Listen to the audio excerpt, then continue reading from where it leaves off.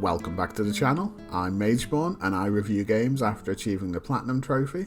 Why? Because I believe fully completing a game gives me the best understanding of what it has to offer, especially for fellow trophy hunters looking for their next challenge.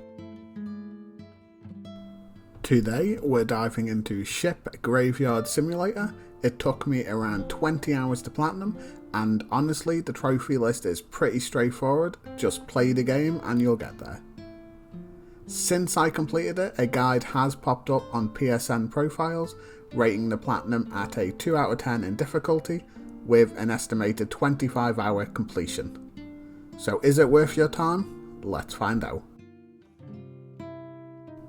If you've played a simulator game before, you already know what to expect, but if you haven't, here's the gist. You play as a worker dismantling massive ships, starting with just a basic hammer. As you break down ships and sell materials, you earn money to upgrade your tools, allowing you to tackle even bigger jobs. Ship Graveyard Simulator originally released on Steam in 2021, so it's not the newest title. The graphics are simple, pretty standard for this type of game. The only real visual issue I ran into was when using the flashlight at night.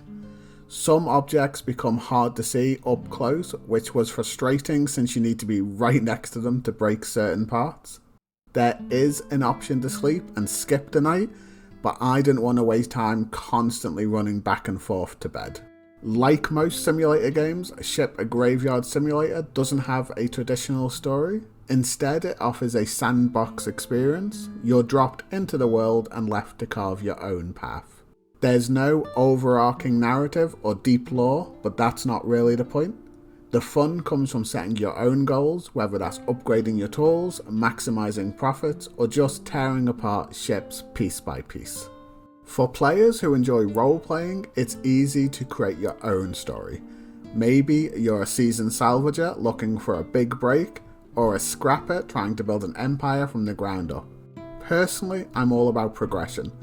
I like seeing my character, or in this case my business, grow over time, expanding operations and unlocking better tools to take on bigger jobs.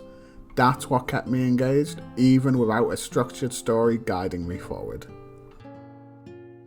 Progression in Ship Graveyard Simulator comes in several forms, all working together to keep you engaged. The first and most obvious is money. As you break apart ships, you collect resources that can be sold at the marketplace. The more you sell, the more money you make, allowing you to buy better tools and take on larger ships. But money isn't the only way you progress. Resources have their own system. Breaking down larger, more expensive ships yields higher value materials. You can also refine these materials in the workshop, crafting them into more valuable resources that usually sell for a profit. Then there's the building upgrades. You'll improve 3 key structures: the workshop, the shop, and barracks, using crafted resources. This creates a satisfying loop. You break ships to gather materials, you craft what you need, and then you upgrade your buildings. Then repeat until everything is maxed out. Workers also play a role, though in a more passive way. Hired through the barracks, they automatically gather resources and allow you to rip the sides of larger ships, something required for a trophy. But once I hired my 6 workers, I barely thought about them again, but they are useful for efficiency. Finally, the most important progression system is character progression. Almost everything you do grants experience, letting you level up and earn skill points.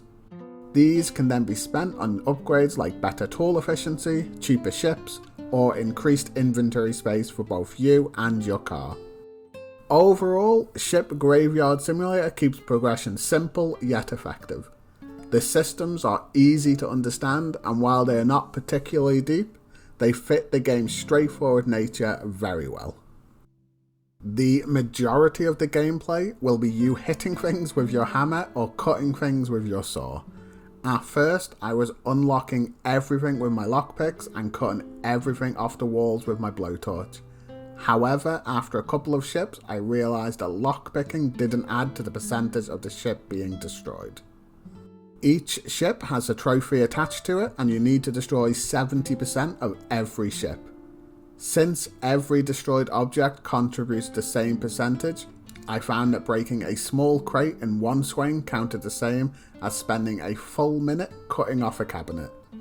Once I figured this out, I stopped lockpicking and blowtorching altogether, which sped up the process significantly.